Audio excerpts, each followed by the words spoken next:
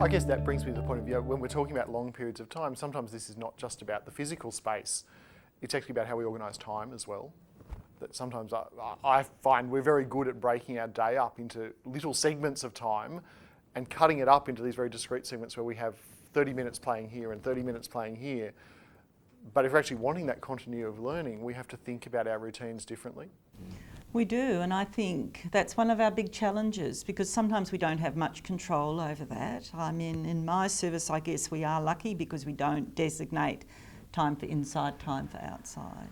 And I guess I've seen too many children being told to stop what they're doing, and even if they've given 5 minutes warning, it's not very much when you're deeply engrossed in that water play in the sandpit, you know, and you're having this wonderful game with other children, and then an adult comes and interrupts it. And I think, for me, I try and think about those things in children's services just like I think about things in my own life. Actually, I don't like to be told to stop reading my exciting book right now because we're going somewhere in 5 minutes. So I think while there are realities, I think sometimes we do break things into too small blocks of time, and some children have only just begun engaging with something, and sometimes we can leave things and come back to them.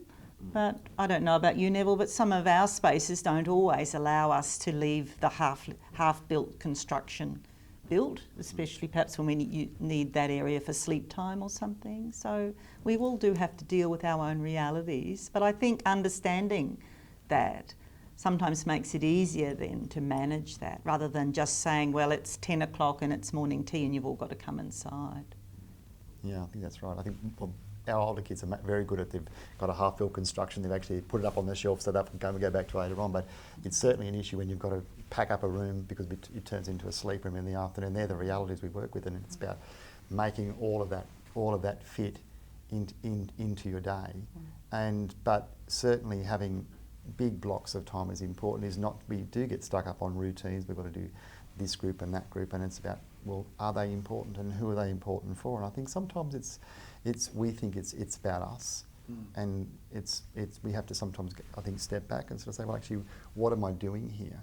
And when children have got small blocks of time, I think if you look at the behaviour, it becomes a lot rowdier because they don't get deeply engrossed. There's no time because they just get something started and it's time to pack up. And so you're constantly transitioning the whole time. You pack up this and gather in the group, and then off you go and have another short bit of a play, and then you doing something else or listening to a story and that. Yes, and you never get really involved in something that's actually really satisfying. Yeah. And satisfying for you as a child, satisfying a person. for a child. And I think, and that's what happens, I think, a lot inside when we do this heavy routine stuff. And outside we have these big blocks of time where, well, it seems to be in our space, where children can be really deeply engrossed over long periods and over days and days and days with projects that they're working on, and the only thing that stops them is the fact they've got to go home at night and come back in the next morning, but they go back into the same thing. But inside we often don't allow that.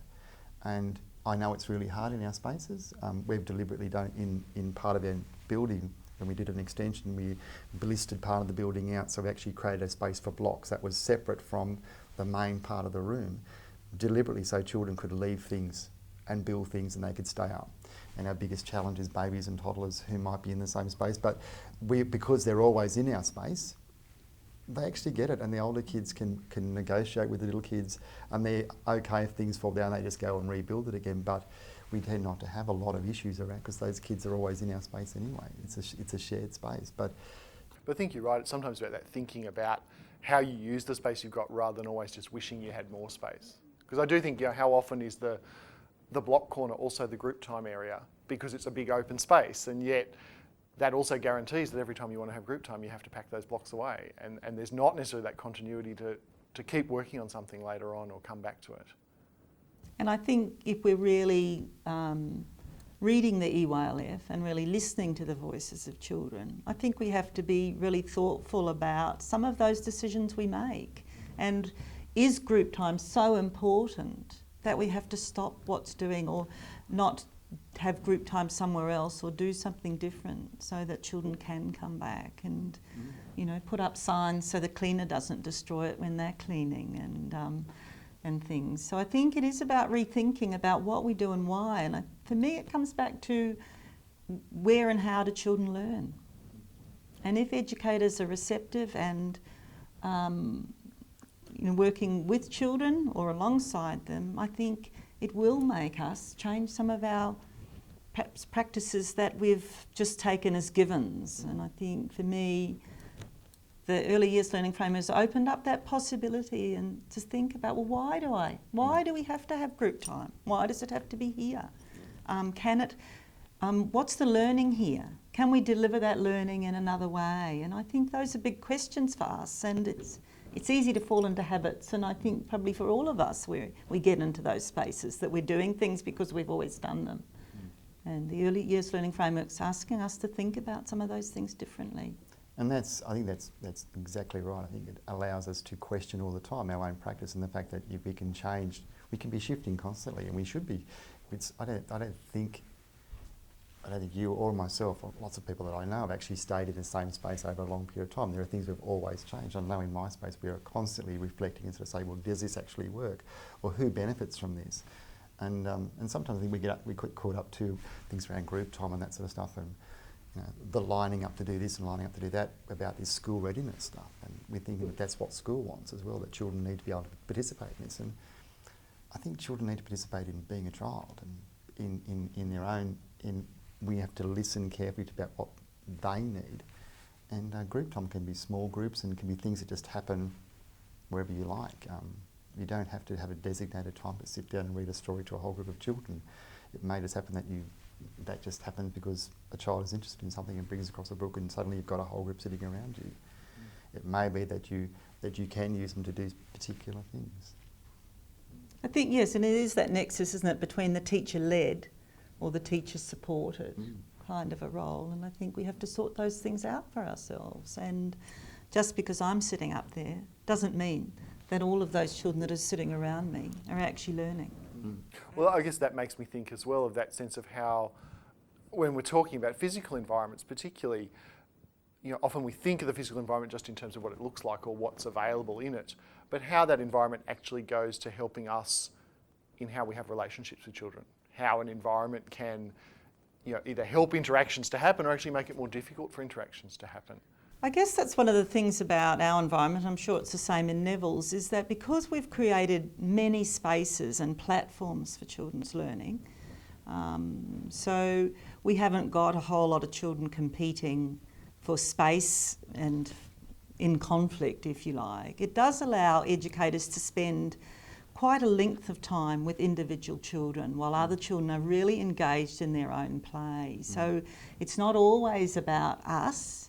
But I think when we're careful about our environments, and our environments are rich and engaging for a lot of children, it means we can spend time one-to-one with some of those children. Or an educator might get involved, be invited into a game with other children. It may be 2 or 3 children, just be part as another child as part of the game, and to take instructions, to be led by the children. And I think when you've got an environment that's set up like that, educators can do that, and to sort of say this is, and for everybody around to say that's okay, that's actually what your role is there to have that engagement, to build that connection with a child, and just to do the surprising stuff, like with babies and young children, just to be there and just to have little games and little peekaboo games or whatever, and just to have that special moment, and just to take the time just to be and to settle and not have to worry about nappy change, or not have to worry about this child needs to be fed or go to bed now, but just to take the lead from the children.